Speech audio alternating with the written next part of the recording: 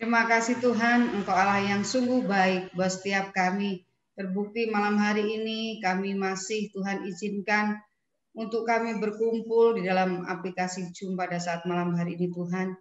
Kami sudah memuji, memuliakan nama Tuhan. Sebentar kami mau siapkan hati kami untuk kebenaran firman-Mu Bapa. Kiranya pengurapan Tuhan untuk hamba-Mu yang akan menyampaikan kebenaran firman-Mu buat setiap kami. Jadikan hati kami tanah-tanah yang subur Bapa, sehingga ketika firman-Mu disampaikan, firman-Mu itu boleh bertumbuh, berakar dan berbuah di dalam kehidupan kami, dan buah itu dapat dinikmati oleh orang-orang di sekitar kami melalui seluruh kehidupan kami. Terima kasih Tuhan, berfirmanlah kepada kami karena kami siap mendengarkannya. Di dalam nama Tuhan Yesus kami berdoa dan mengucap syukur. Amin. Ya, shalom Bapak Ibu, Saudara kekasih Tuhan. Pada malam hari ini kita bersyukur karena kasih karunia yang Tuhan nyatakan di dalam hidup kita. Ya, kita boleh kembali beribadah kepada Tuhan. Dan satu anugerah kita masih bisa merayakan Natal bersama. Memang bulan Desember adalah bulan Natal. Dan tema pada bulan ini ya seperti sebuah lembaga Kristen, lembaga gereja, persekutuan gereja-gereja yang ada di bawah naungan PGI memberikan sebuah tema yaitu Immanuel. Dan beberapa minggu yang lalu kita juga sudah merayakan berkaitan dengan Immanuel. Malam hari ini saya hanya ingin melanjutkan berkaitan dengan tema tersebut, yaitu Immanuel melepaskan umatnya dari ketakutan. Adapun ayat firman Allah yang menjadi perenungan kita pada malam hari ini adalah yaitu Lukas pasal yang kedua, mulai ayat yang ke-8 hingga sampai dengan ayatnya yang ke-20. Namun saya berharap Bapak Ibu Saudara sekalian nanti boleh membaca di rumah ya untuk menyingkat waktu karena kita berada dalam ibadah dengan aplikasi Zoom. Bapak Ibu Saudara kekasih Tuhan, bila kita merenungkan kebenaran firman Allah pada malam hari ini ya, berkaitan dengan tema yang kita ambil bersama di dalam yaitu Lukas pasal yang kedua ayat 8 sampai ayat yang ke-20, Bapak Ibu Saudara kekasih Tuhan. Jelas bahwa selama manusia masih tetap tinggal di dalam dunia ini, manusia tidak akan pernah terlepas dari yang namanya ketakutan. Apapun, saudaraku, tingkat golongan dari orang tersebut, baik kaya maupun miskin, tua, muda, besar, kecil, pastilah semuanya pernah mengalami yang namanya ketakutan. Kita merasa takut ketika kita diperhadapkan dengan sesuatu yang mengerikan atau hal-hal yang menakutkan. Ketakutan itu sebenarnya normal. Tetapi bila tinggal di dalam ketakutan, itulah yang tidak normal. Atau ketika kita berada di bawah penguasaan ketakutan, maka itu yang dikatakan tidaklah normal. Dalam Injil Lukas, Bapak Ibu Saudara kekasih Tuhan, seperti yang saya katakan tadi dalam pasal yang kedua, ayat yang ke-8 sampai ayat yang ke-20, diceritakan ada gembala-gembala yang tinggal di padang menjaga ternak atau kawanan domba pada waktu malam. Dan tiba-tiba malaikat Tuhan berada di dekat mereka. Dan firman Allah mengatakan mereka itu sangat-sangat ketakutan. Gembala-gembala adalah gambaran umat manusia. Waktu malam adalah gambaran dari kegelapan, atau boleh saya katakan dunia yang penuh dengan kegelapan, dunia yang penuh dengan kejahatan, dunia yang penuh dengan namanya dosa. Ketika kita hidup di dalam kegelapan, maka hidup kita akan dipenuhi dengan berbagai ketakutan. Sehingga hidup kita tidak dapat membedakan warna-warni kehidupan yang ada di dunia ini. Dan semuanya kita anggap bahwa semua memberikan sebuah ketakutan. Tapi syukur kepada Allah, Bapak Ibu Saudara kekasih Tuhan. Di mana Yohanes pasal 3 ayat 16 firman Allah berkata, karena begitu besar kasih Allah akan dunia ini, sehingga ia mengaruniakan anaknya yang tunggal, supaya barang siapa yang percaya kepadanya tidak binasa, melainkan beroleh hidup yang kekal. Natal adalah kelahiran Immanuel yang dapat melepaskan kita dari ketakutan. Kalau kemarin saya sudah membahas berkaitan dengan kata Immanuel, yang satu menggunakan kata M hanya satu, menunjuk kepada yaitu anak laki-laki, tetapi bisa juga menunjuk kepada Allah beserta kita. Tapi Immanuel yang kedua menggunakan M2, itu sebenarnya berasal dari bahasa Ibrani, yaitu Immanu, yang artinya beserta. L artinya Allah. Jadi kalau digabung, Allah itu beserta kita. Jadi Immanu itu beserta kita, L itu Allah. L itu adalah Allah yang memiliki arti dalam bahasa Indonesia, Allah beserta kita. Ada beberapa hal yang membuat manusia hidup dalam ketakutan. Yang pertama, Bapak Ibu Saudara kekasih-kekasih Tuhan, adalah pikiran kita sendiri. Pikiran adalah medan pertempuran. Kalau kita membaca di dalam Ayub pasal yang ketiga, khususnya ayat 25 sampai dengan 26, Bapak Ibu Saudara kekasih Tuhan, di sana dikatakan, karena yang kutakutkan itulah yang menimpa aku, dan yang kucemaskan itulah yang mendatangi aku. Aku tidak mendapat ketenangan dan ketentraman, aku tidak mendapat istirahat, tetapi kegelisahan yang timbul. Orang yang hidup dalam ketakutan, Bapak Ibu Saudara kekasih-kekasih Tuhan, akan mengalami hal-hal negatif. Seperti makan yang tidak enak dan tidur pun tak nyenyak. Oleh sebab itu, saudara, janganlah sampai pikiran negatif menguasai hati kita, sehingga kita menjadi buta secara rohani dan tidak dapat melihat karya Tuhan, tidak melihat kemahakuasaan Tuhan. Mari kita selalu menaruh pikiran dan perasaan seperti Kristus Yesus. Yang saya maksud di sini adalah berpikir positif. Maka saya yakin dan percaya kita akan mampu mengatasi yang namanya ketakutan yang muncul dalam pikiran kita sendiri. Itu yang pertama. Yang kedua, kita lebih mendengarkan manusia daripada Allah. Di dalam 1 Samuel pasal 15 ayat 1 sampai 35, di sana diceritakan seorang raja yang bernama Saul. Dia merasa takut kalau apa yang diinginkan rakyatnya itu tidak kesampaian. Dia lebih takut kepada manusia, kepada rakyatnya, dibandingkan dengan Allah. Nanti saya berharap Bapak Ibu Saudara sekalian boleh membaca di rumah berkaitan dengan peristiwa ini.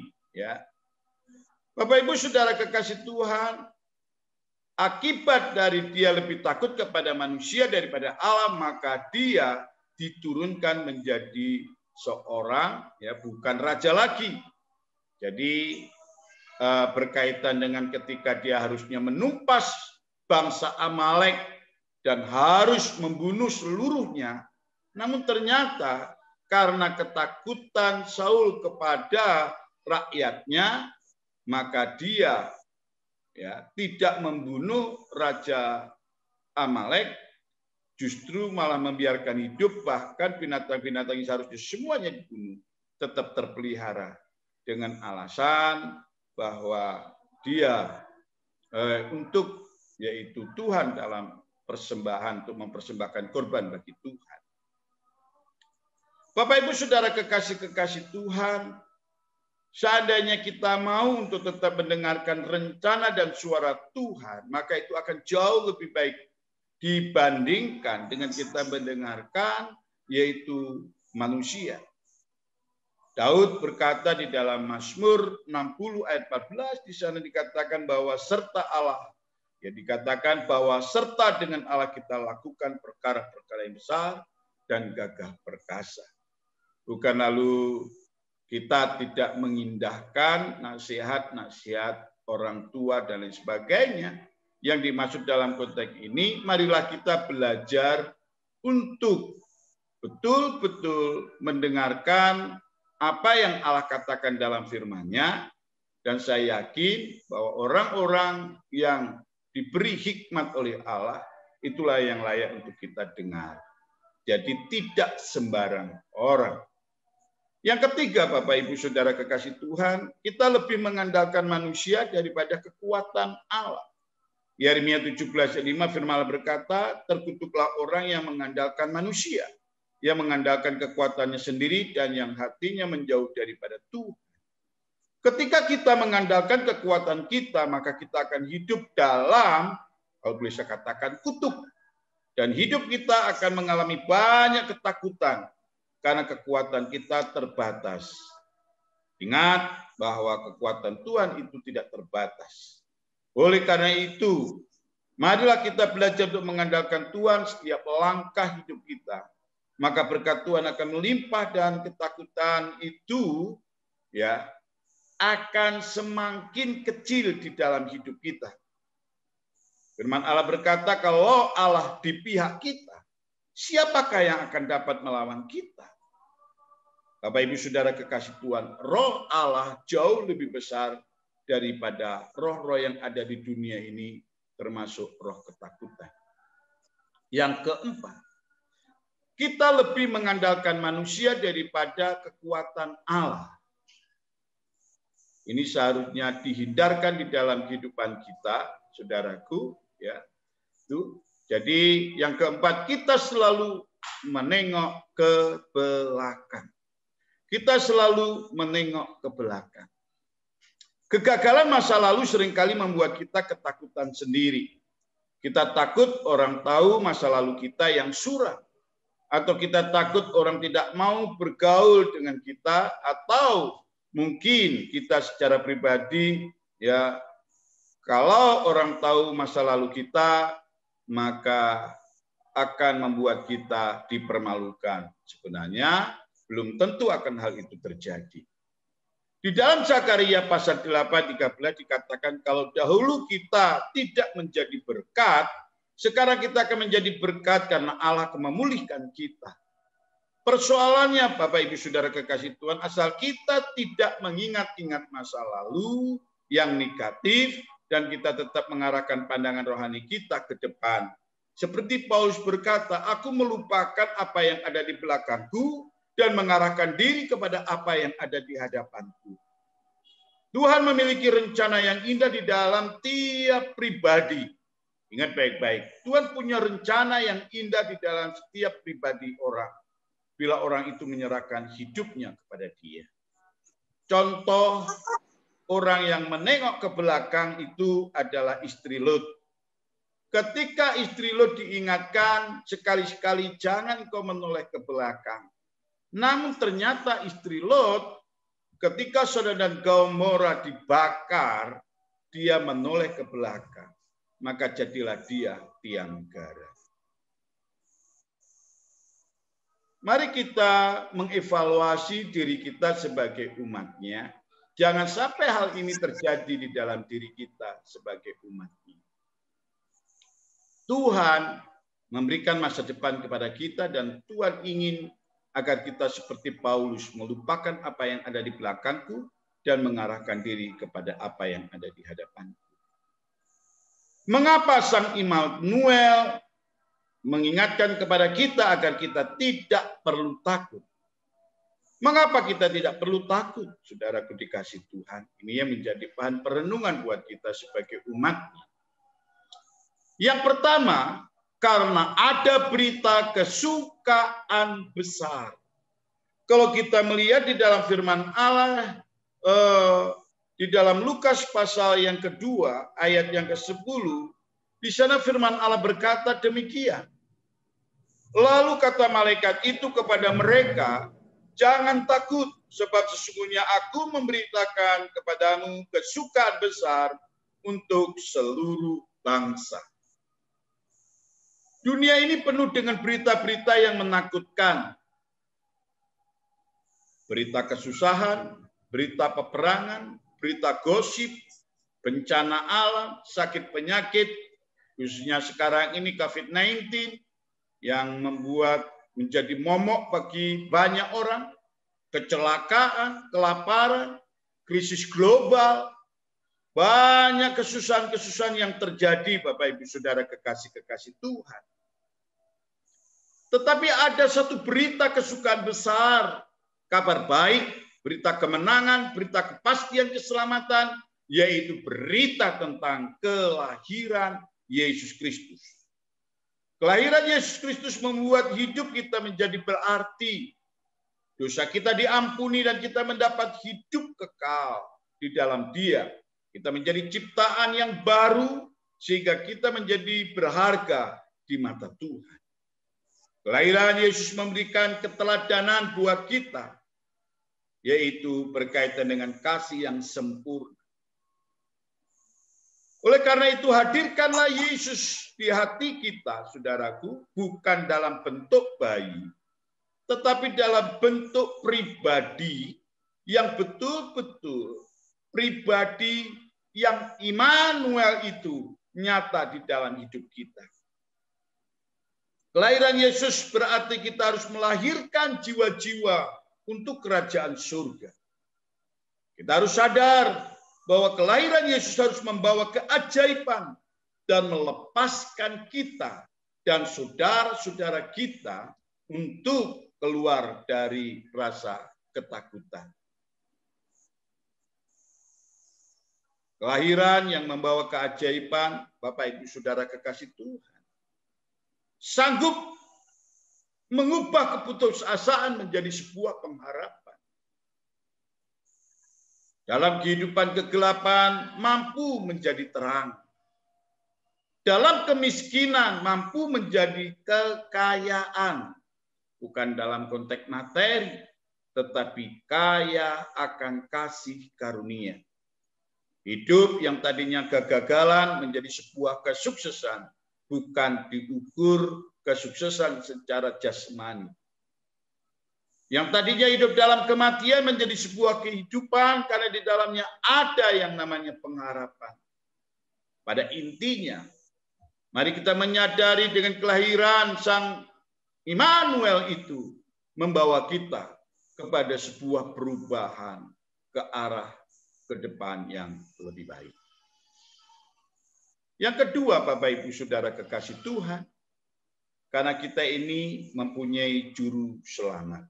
Di dalam ayat yang ke-11 firman Allah berkata, hari ini telah lahir bagimu juru selamat, yaitu Kristus Tuhan di kota Daud. Ada banyak orang yang mempertanyakan tentang ketuhanan Yesus dan diragukan. Jujur, orang-orang Islam tidak mengakui ketuhanan Yesus. Bahkan dia yang selalu memojokkan orang Kristen. Tetapi Bapak Ibu Saudara kekasih Tuhan, inilah jawabannya. Jawabannya adalah dikatakan di dalam ayat firman Tuhan tadi. Dikatakan jelas bahwa Yesus itu adalah Tuhan. Di dalam ayat ke-11, hari ini telah lahir bagimu juru selamat, yaitu Kristus, apa saudara? Tuhan di kota Daud. Ini yang berkata bukan manusia. Ini yang berkata adalah malaikat. Ini yang tidak dipahami oleh saudara-saudara kita yang beragama Islam. Khususnya mereka yang radikal, yang mengarah kepada radikalisme. Yang selalu menyalahkan kekristenan. Dan ini adalah senjata kita. Ada banyak orang ketika membuktikan mana ada ayatnya. Ini adalah ayatnya, saudara. Malaikat sendiri mengakui akan ketuhanan Yesus. Kenapa kita ragu untuk mengakui dia sebagai Tuhan? Dia adalah juru selamat kita. Dan seharusnya lah kita mengimani, mempercayai. Yang selanjutnya, Bapak Ibu Saudara kekasih Tuhan, dan ingat bahwa dia Allah yang mengerti kesulitan Bapak Ibu Saudara sekalian, dia Allah yang merasakan kelemahan kita, dan dia Allah yang turut bekerja dalam segala sesuatu untuk mendatangkan kebaikan bagi setiap orang yang dikasihinya. Yang selanjutnya, Bapak Ibu Saudara kekasih Tuhan,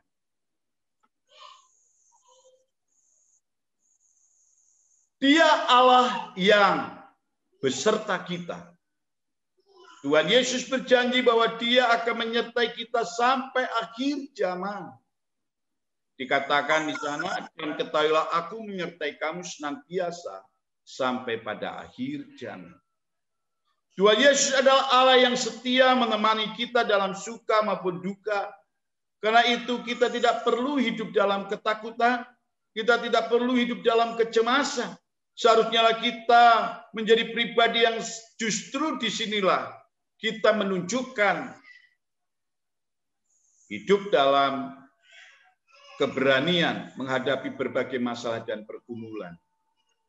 Khususnya dalam menghadapi COVID-19 ini. Jangan takut terhadap guncangan, tantangan, masalah, dan cobaan, karena Yesus sanggup memberikan jalan keluar di saat kita tidak ada jalan. Jangan takut dengan penyakit manapun, termasuk di dalamnya adalah COVID-19. Katakan dengan imanmu, oleh pilu-pilunya saya menjadi sembuh. Tapi dalam konteks ini ya kita jangan mencobai. Ya kita harus taat dengan aturan. Khususnya protokol kesehatan harus kita tetap tegakkan di dalam hidup kita, dan kita belajar menjadi manusia yang disiplin. Saya senang dengan Pak Agus yang begitu komit, taat dengan aturan pemerintah, itu luar biasa. Aturan di tempat usahanya jangan keluar. Pak Agus tidak keluar. Nah ini namanya orang yang memegang prinsip dan taat akan aturan. Menyadari dirinya yang sudah sepuh, tidak niko-niko. Itu Pak Agus. Ya. Dan saya belajar dari beliau akan hal ini. Bapak Ibu Saudara kekasih Tuhan, jangan kita belajar mencobai. Wah Tuhanku hebat, Tuhanku dahsyat. Tetapi kalau kau mencobai ya sama saja. Itu namanya tidak percaya kepada Tuhan. Jangan takut terhadap kegagalan, karena dia Allah yang memberi kemenangan dan keberhasilan. Namun juga jangan kita menjadi pemalas. Kita harus belajar untuk meningkatkan kinerja kita. Kalau saudara sebagai seorang karyawan, mari kita belajar untuk menunjukkan bahwa diri kita adalah orang yang bekerja.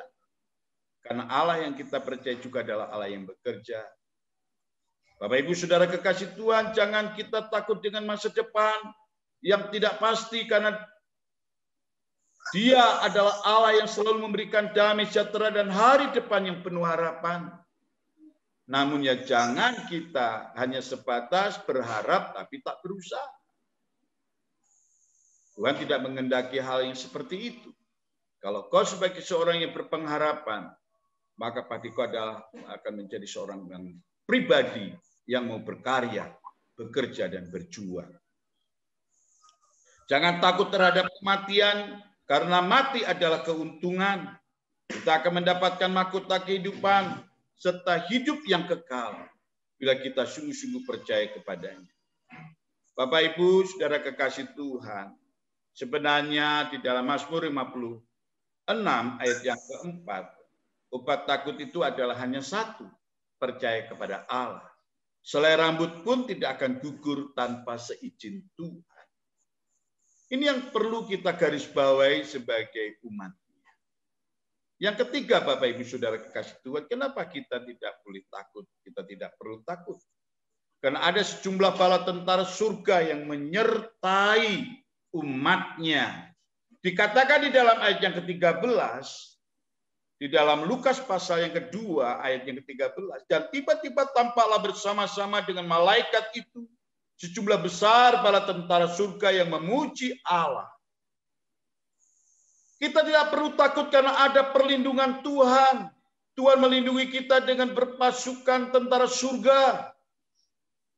Suatu saat sejumlah pasukan Aram yang besar, saudaraku, bila saudara membaca Mazmur 91, di sana dikatakan sebuah kesaksian. Pemazmur ini memberikan sebuah kesaksian.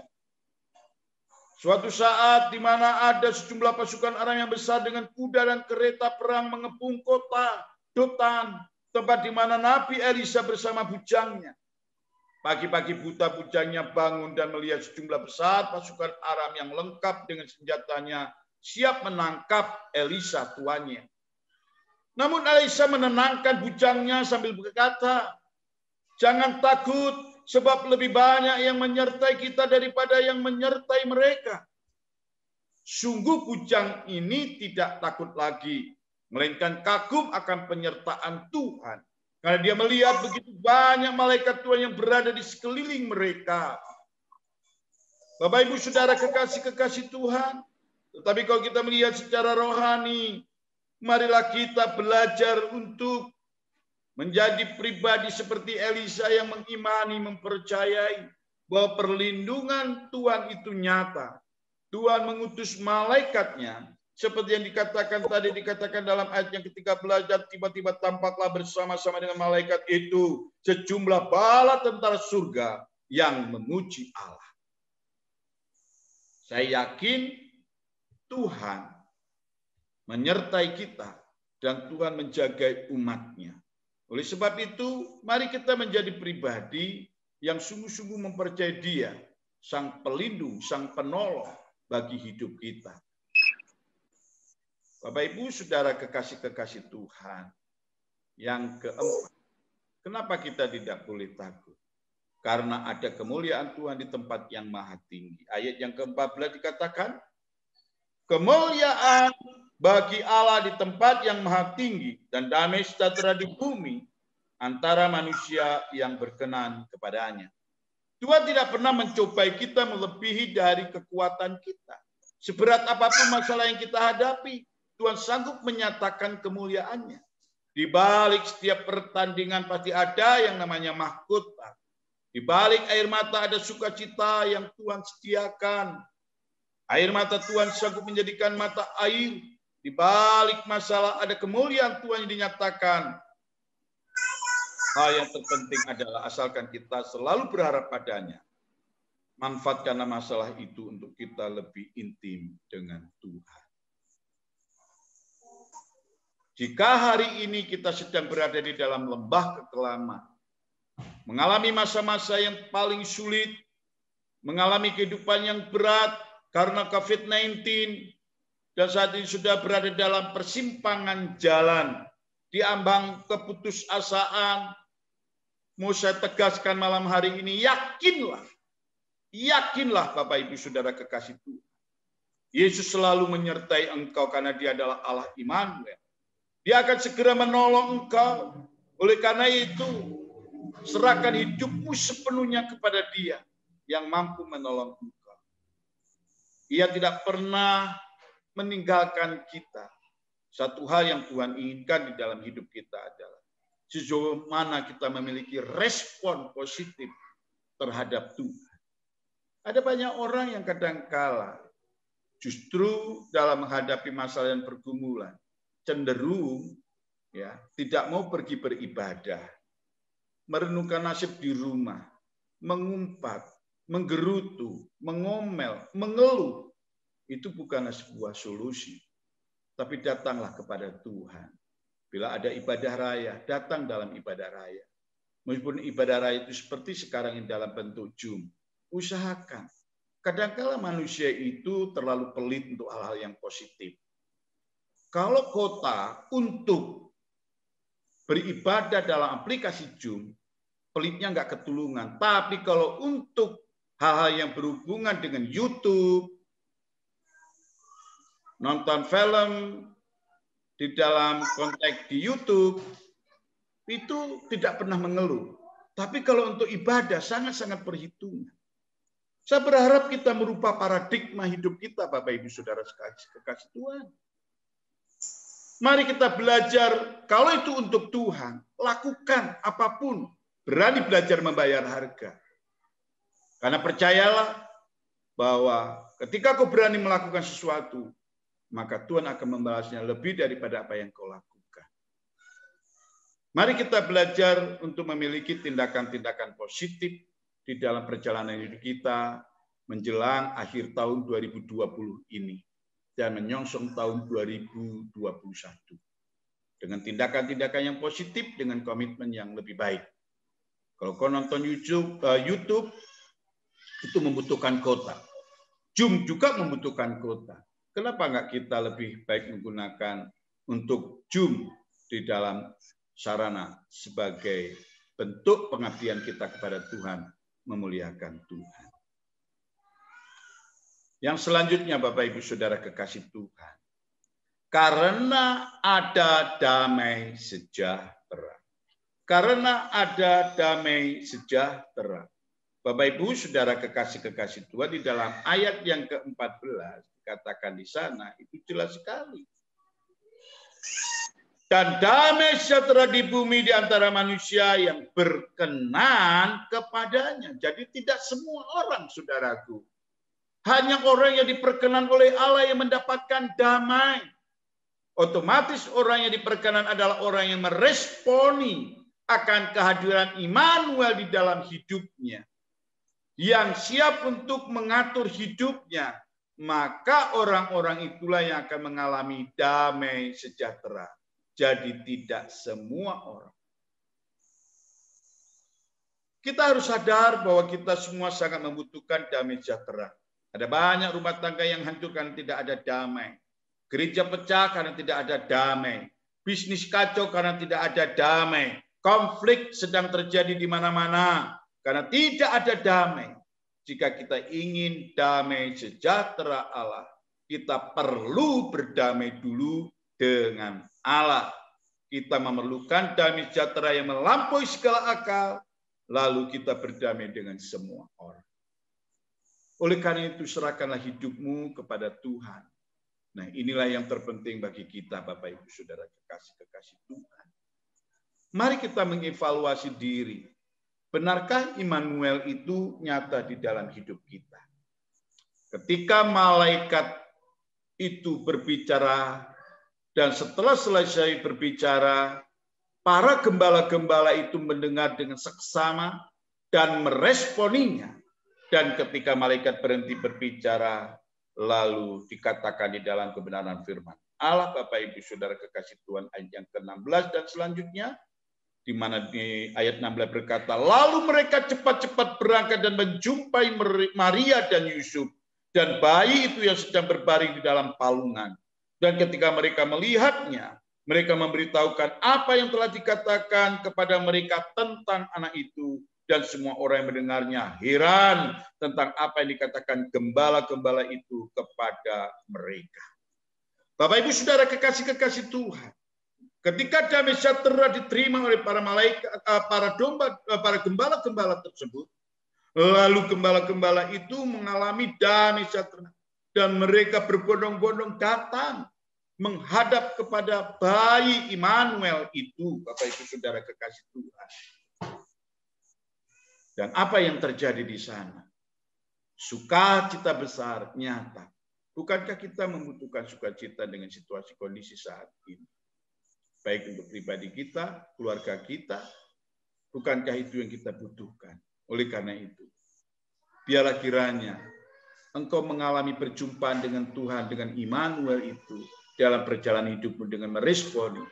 Yesus lahir bukan lagi bayi kecil, tetapi Yesus lahir menjadi pribadi, dan pribadi itu nyata di dalam hidup Bapak Ibu Saudara sekalian.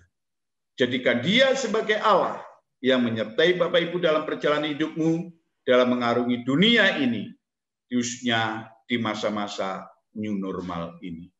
Kiranya firman Allah yang sederhana ini boleh membangkitkan semangat kita menjalani hidup semakin optimis, karena kita punya Allah, Immanuel. Tuhan memberkati kita semua. Mari kita datang kepada Tuhan.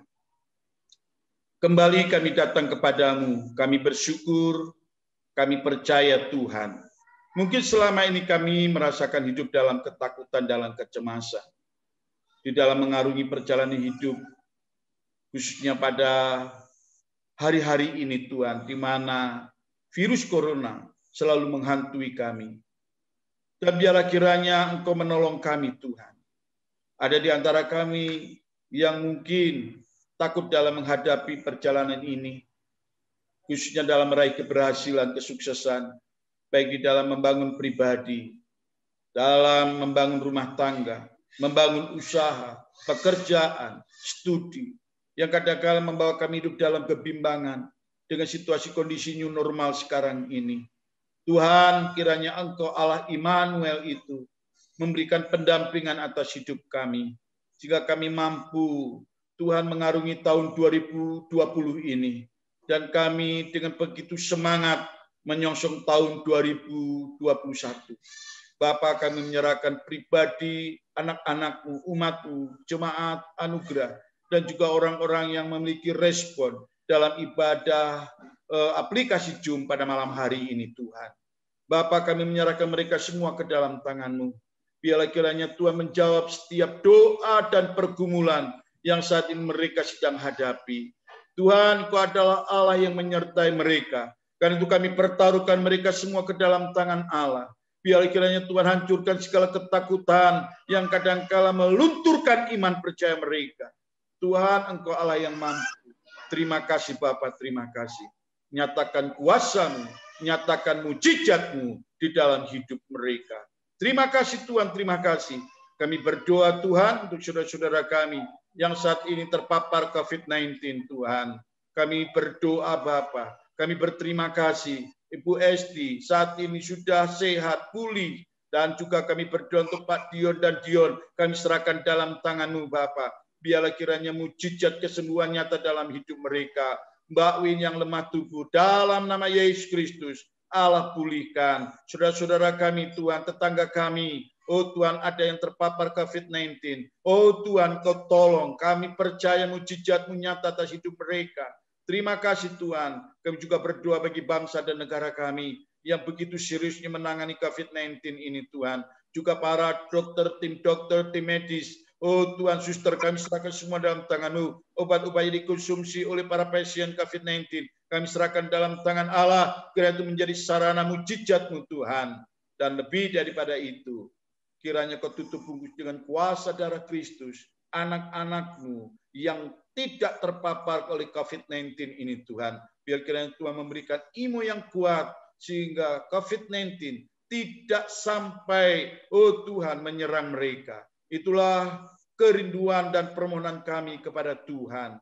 Kiranya Tuhan memberikan pemulihan atas rumah tangga yang damai sejahteranya terganggu. Tuhan, Kau berkati hidup umat-Mu dengan berkat jasmani dan berkat rohani. Kami percaya Engkau Maha Pendengar. Karena itu kami pertaruhkan, oh doa-doa kami hanya di dalam tangan Tuhan kami, Yesus Kristus. Saudara kekasih Tuhan, mari kita bersama-sama mengangkat tangan kita, menaikkan doa Bapa kami yang Tuhan ajarkan kepada kita. 1, 2, 3. Bapa kami yang di surga, dikuduskanlah nama-Mu. Datanglah kerajaan-Mu, jadilah kehendak-Mu di bumi seperti di surga. Berikanlah kami pada hari ini makanan kami yang secukupnya. Dan ampuni akan kesalahan kami, seperti kami juga mengampuni orang bersalah kepada kami. Dan jangan membawa kami hidup dalam pencobaan, tapi lepaskanlah kami daripada yang jahat. Karena Engkau yang punya kerajaan dan kuasa dan kemuliaan sampai selama-lamanya.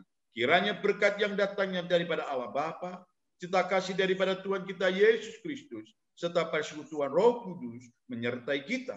Mulai saat ini hingga sampai Maranatha, Tuhan Yesus Kristus datang kali yang kedua. Terima kasih Tuhan, terima kasih. Terpuji nama-Mu, semua yang percaya katakan amin. Tuhan memberkati Bapak Ibu Saudara sekalian.